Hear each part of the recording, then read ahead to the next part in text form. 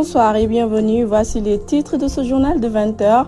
L'Université de Dakar renoue avec la violence. Étudiants et forces de l'ordre se sont affrontés pendant de longues heures. Des chambres ont même été incendiées. À l'origine, des bourses toujours impayées. Vive tension autour de la mosquée de Mbour Serer. Les populations refusent les membres proposés par un islamologue. Ils interdisent même l'accès désormais pour la prière. Et puis le reportage du jour porte sur le calvaire des usagers de bus de transport urbain. Entre attentes interminables au niveau des arrêts et embouteillages, ils ne savent plus à quel sens se vouer. C'est tout pour les titres de ce journal. Le développement, c'est dans un instant.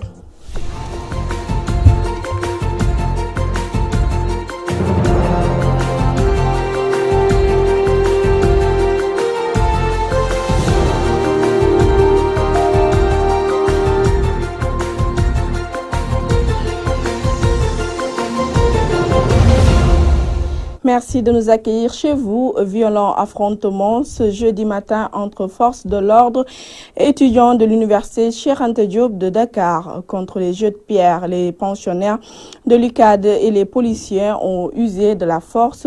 Ces derniers, ça veut dire les policiers, ont même utilisé des lacrymogènes jusqu'à dans les pavillons. Des chambres ont même été incendiées. Les étudiants se disent déterminés à obtenir leur bourse. Mamou Diabou Gassama pour reportage. Pluie, lacrymogènes, fumée, pierre, entre autres, c'est ce que nous constatons ce jeudi dans l'espace universitaire de Dakar. Les étudiants sont très remontés contre l'État et les gémis. Les étudiants sont restés jusqu'au 20 sans pour autant percevoir le bourse.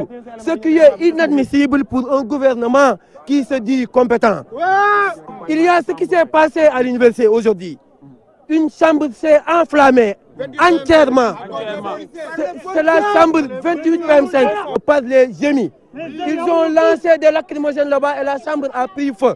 Au moment où des gens animés de bonne foi étaient en train de se déplacer pour éteindre le feu, ils ont continué à lancer le feu. Donc, nous fustigeons tout cela et nous demandons aux autorités de prendre les responsabilités et de rendre civiques les gémis. Par ailleurs, ils interpellent les autorités étatiques. Nous les exhortons de nous payer le plus rapidement possible parce que ces bourses-là, elles nous reviennent de droit.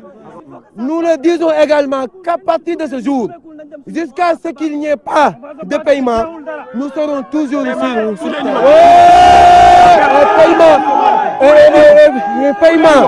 paiement mensualité, paiement rappel, subvention, master, accompagnement et tout, nous leur exigeons de payer cela.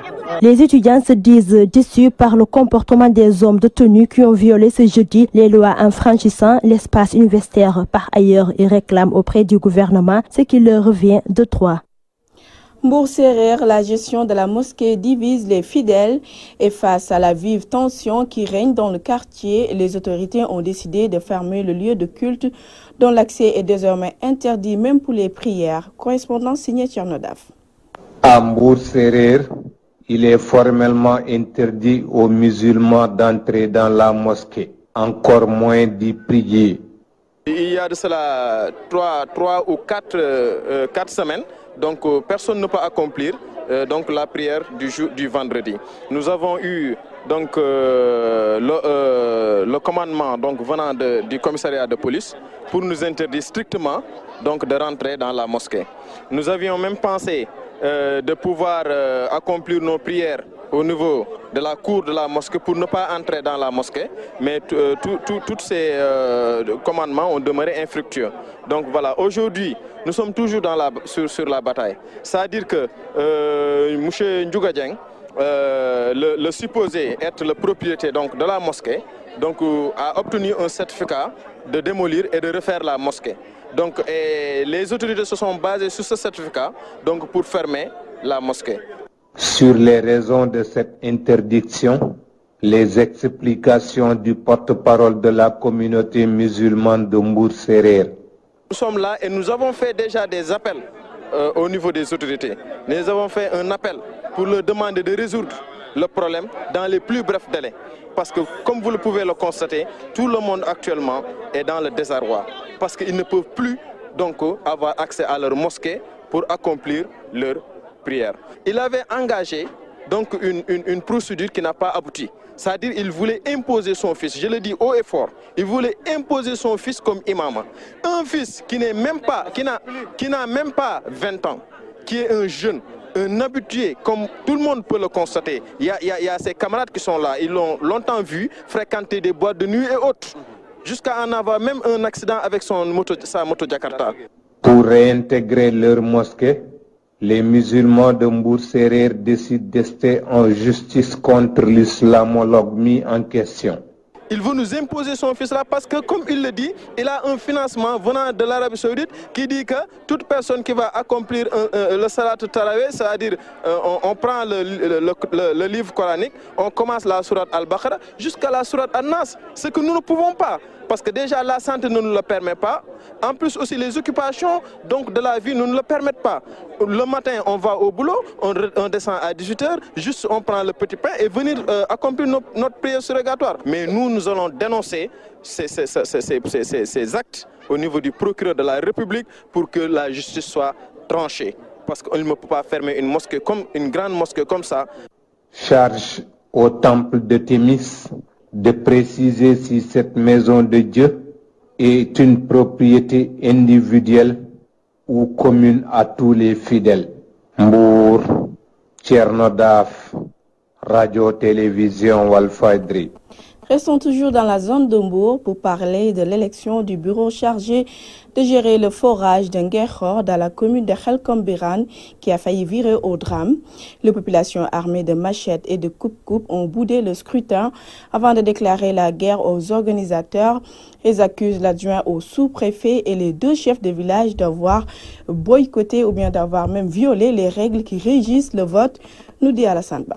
Une bataille rangée entre les populations de Nguerkhor évitée de justesse. Les faits se sont déroulés lors de l'élection du bureau chargé de la gestion du forage où les deux chefs que compte ce village et l'adjoint du sous-préfet n'ont pas respecté les règles établies par ce dernier lui-même, soutient une frange de la population qui demande d'ailleurs aux autorités supérieures de venir s'enquérir de cette situation au plus vite. Nous lançons un appel à toutes les autorités de la commune. Pourquoi? Parce que le sous-préfet qui était venu ici pour gérer la crise, il est incompétent. Le sous-préfet qui est venu ici, il est incompétent. Et on peut dire même qu'il a été acheté par notre groupe. Il a voulu organiser les élections en s'appuyant sur des listes de têtes de carré qui sont nulles. Nos chefs de village, les chefs de carré qu'ils ont constitués, c'est des carrés qui sont fictifs. Chacun d'eux est chef de carré.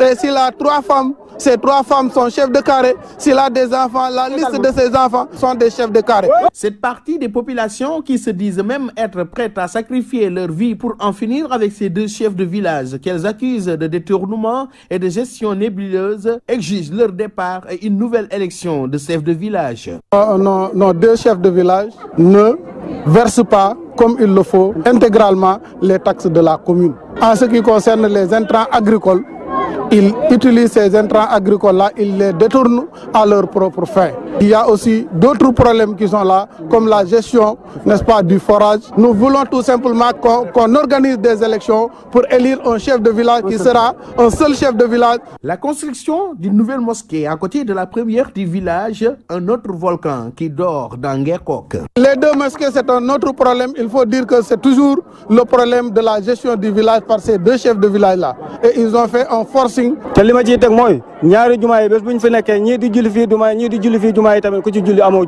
drame a été évité juste à temps dans ce village du département de Guinguinéo où ses habitants s'étaient armés de machettes, de couteaux et prêts à s'entretuer. Pour rappel, Nguerkhor reste le seul village disposant de deux chefs héritiers qui refusent de céder leur poste et s'unir pour la bonne cause, source de tous les conflits entre ces populations. Nguerkhor, Alassane Ba, Abdoulaye Dia, Walfadjri. Ils sont plus de 800 pères et mères de famille à se retrouver au chômage depuis le démarrage des activités de l'aéroport international Blaise Diagne. Ces ex-prestataires de services de l'aéroport Léopold Sédar Senghor sont sans salaire depuis l'ouverture du nouvel aéroport. Ce, malgré les promesses du ministre des Transports aériens. Amadou Ndiaye s'est entretenu avec notre confrère Issatine. Voilà, c'est quoi exactement votre problème? Notre problème, c'est que nous sommes un peu inquiets. Nous sommes inquiets par rapport à notre situation. Nous étions à l'aéroport Léopold Sédar Senghor durant 5 ans. Ces 5 ans, nous les avons travaillé durement. On a tout fait à l'aéroport, sous couvert des ADS, bien sûr. On a fait 3 fois de suite la formation. Il y a 2 mois de cela, nous avons organisé une conférence de presse. À la suite de cela, Madame le ministre nous a reçus dans son cabinet même. Elle nous a carrément notifié que tous les membres, tous les agents ne pourront pas y aller. Mais ils feront un transfert. Le transfert se fera en 2 parties. Les uns iront à l'AIBD, les autres iront dans les aérodromes régionaux. Ce que nous avons accepté. Elle nous a carrément notifié que tous les 800 prestataires ou plus ne peuvent pas y aller. Ce que nous avons accepté avec courage. Ce que nous avons accepté. Parce que nous ne pouvons pas y aller en laissant les autres en rade. Finalement, qu'est-ce qui s'est passé? Bon, ce qui s'est passé, c'est que depuis 2 mois, depuis le transfert, ou bien depuis la fermeture de l'aéroport Léopold Sédar Senghor, nous sommes au chômage. Et nous n'avons aucun interlocuteur. Malheureusement, le directeur général des ALES, et qui est toujours notre directeur, ne nous a rien notifié. Les 215 professeurs sortant de la promotion 2013 de la FASTEF exigent leurs affectations. En chômage depuis 5 ans, ils dénoncent une injustice. Un ultimatum d'1 semaine est lancé pour le gouvernement. Écoutons Alfousseynou Keïta qui porte la parole au micro de Rokayendour. Nous sommes des professeurs bien formés, sortis à la FASTEF en 2013. Au jour d'aujourd'hui, nous sommes à notre 5e année de chômage. Alors que certains de nos camarades de même promotion ont été recrutés en 2015 au nombre de 368. Depuis lors, nous avons mené beaucoup d'activités. Nous avons fait des sittings, des conférences de presse, des démarches auprès des autorités. Mais malheureusement, jusqu'à présent, ces engagements, ces directives qui ont été données, la plupart ne sont pas respectées. Il est grand temps que nos autorités passent à l'acte. Dans certains collèges et lycées du Sénégal, vous allez constater amèrement que ces salles de classe sont bondées d'élèves. Il y a certaines salles de classe qui sont à 100, 120, voire 130 élèves. Pourquoi cela? Parce qu'il y a un manque criard de professeurs. Nous avons donné un ultimatum à notre ministre de tutelle.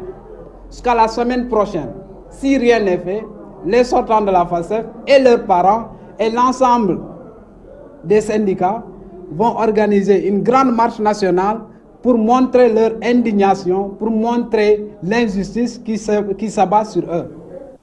Les travailleurs de l'agence de presse sénégalaise haussent le ton. En sitting ce jeudi, ils déplorent le manque d'équipement et les difficiles conditions de travail au sein de leurs entreprises. Écoutons Khadissa Ngom, chargée des revendications Synpics APS. Elle est au micro de Mabou Diabo Gassama.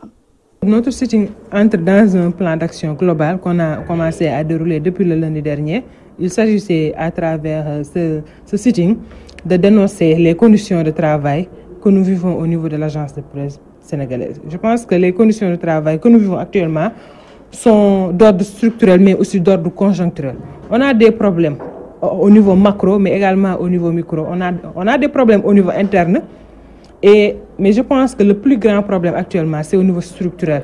On vit dans une situation insoutenable. 442 millions comme budget pour toute une agence de presse sénégalaise qui se veut respectable et respectée, c'est impossible. Nous avons du mal à faire nos brèves, nous avons du mal à remplir nos pages. Ce qui veut dire que le rôle de l'APES est incontournable. L'APES doit avoir des moyens conséquents pour faire son travail. Depuis 2 mois, au niveau de l'agence, on n'a pas d'internet, on n'a pas de téléphone. Tout le travail que vous devez faire avec un téléphone, avec de l'internet, on est obligé, heureusement que pour l'internet, on se rabat sur l'ADIE. Mais pour le téléphone, vous êtes obligé d'utiliser votre téléphone portable. Et c'est privé et c'est pour un travail collectif. Maintenant, c'est le ras-le-bol. Les gens sont décidés à aller jusqu'au bout et je pense que le combat va continuer tant que nous n'aurons pas gain de cause. Sitting ce jeudi du syndicat autonome de la recherche agricole et agroalimentaire et du syndicat national de la recherche scientifique, technique et agricole. Il fustige les difficultés que vit le personnel et les menaces qui pèsent sur le fonctionnement de l'ISRA. Abdel Sahali porte la parole au micro de Mabou Diaby Kassama. Dans le cadre de l'intersyndical que nous avons vraiment élaboré un plan d'action pour bien évidemment parler, aussi alerter aux autorités étatiques de la situation qui prévaut ici à l'ISRA. Les problèmes, c'est des problèmes budgétaires parce que l'ISRA, c'est un institut à caractère scientifique. On nous a confié trop de travail, alors que le budget ne suffit pas pour faire face à tous ces travaux. Raison pour laquelle nous avons décidé d'un commun accord vraiment d'organiser un plan d'action pour demander à l'État d'augmenter nos budgets pour faire face à la recherche. On a aussi des problèmes sociaux. Par exemple, nous n'avons pas d'IPM. Il y a le problème des journaliers permanents qui sont là pendant des années, qui n'ont pas de contrat. Raison pour laquelle nous demandons à la direction générale de régulariser leur situation administrative. Il y a aussi le problème de notre patrimoine. Nous avons perdu tous nos terres qui se trouvent au centre de développement horticole de Cambérène, à Sangalkam. Raison pour laquelle nous demandons aussi à l'État de nous aider à préserver et à garder notre patrimoine foncier. Parlons d'éducation. La rencontre de ce vendredi entre le Premier ministre et les syndicats d'enseignants crée des frustrations pour cause. Tous les syndicats ne sont pas conviés à cette rencontre, ce que dénonce l'US. L'Union des enseignants du Sénégal sera d'ailleurs en grève dès la semaine prochaine pour déplorer cette injustice. Écoutons Ibrahim Awan au micro de Fatou Bintou Diouf. Le gouvernement, non content de couper nos salaires, qu'il peine à nous rembourser, mais aussi il n'a pas payé les indemnités du baccalauréat, convoque les syndicats dits représentatifs en laissant en rade notre intersyndical qui regroupe plusieurs entités. Aujourd'hui, le cumul de nos voix font plus de environ 20% à 30%, que ce soit au moyen comme à l'élémentaire. Nous trouvons cela injustifié, d'autant plus qu'il se fonde sur un arrêté. Quand nous convoquons la hiérarchie des normes, un arrêté ne peut pas être au-dessus d'un décret ni d'une loi, que ce soit ordinaire ou fondamentale, ou bien aussi de la Constitution et de la Convention. Tous les syndicats doivent participer à la négociation. Et le protocole de 2014, nous l'avons signé nous tous. D'ailleurs, nous sommes pratiquement les concepteurs de cette plateforme. Nous l'avons négocié, nous avons signé. Donc tout ce qui touche ce protocole doit nous concerner. Aujourd'hui, c'est pourquoi nous avons décidé de mettre en œuvre notre plan d'action. Donc, qui se résume ainsi, débrayage le mercredi à 9h et grève totale le jeudi. Donc, nous demandons aux militants des syndicats de l'idée de se préparer à la confrontation. Nous en venons à notre reportage du jour. Se déplacer d'un endroit à l'autre à Dakar est devenu un véritable calvaire pour les usagers des bus de transport en commun. Attente interminable, embouteillage, arrêt non réglementaire, tout est réuni pour rendre la vie impossible aux usagers. Ces derniers se disent épuisés et réclament plus de considération. Reportage signé Abdou Khoudos Diallo. Dans un terminus du réseau du transport urbain, il faut être patient avant de voir un bus se pointer. Même après, pas évident de trouver une place. Les passagers, visiblement dégoûtés de la longue attente, expliquent. Alors on est là pour faire la queue afin de prendre un bus qui peut nous amener à destination. Donc disons parfois, d'après le dire, ça prend 15 minutes, mais parfois il peut dépasser ça. Parce que toujours ça dépend du stock qu'on a ici, des véhicules qui sont disponibles dans le parking. Alors parfois, il y a un car qui est là ou un bus qui est là. Vous êtes obligé d'attendre à ce que ce bus soit plein et qu'il prenne un départ pour qu'on puisse prendre sa place aussi. Compliqué, même trop compliqué. Trop. Difficile surtout pour les élèves et étudiants qui perdent la force de réviser leurs leçons une fois arrivés à la maison à cause des bouchons. C'est très dur parce qu'on doit patienter 30 à 40 minutes pour pouvoir y aller. C'est vraiment dur. C'est trop compliqué parce qu'on est fatigué. Quand on y va, on doit réviser et tout. C'est vraiment dur. Même constat aux arrêts de bus, l'attente est plus longue. Le renforcement du réseau ne se fait pas sentir. Des fois, on a 45 minutes, des fois 1 heure de temps, il y a 232. Je suis obligé de faire des tataay wala affaire yooyu noonu. Dafa métti daal te marché bi damay bëgg a jóge fii 5 heures bëgg a àgg sama kër 20 heures du ma am temps bu may noppalu damay dem sax ba du ma mën a reer. Le fait que ñu ni yokk nañ bus nombre bi man loolu sentir loolu moom war nañ ci xoolaat moom franchement.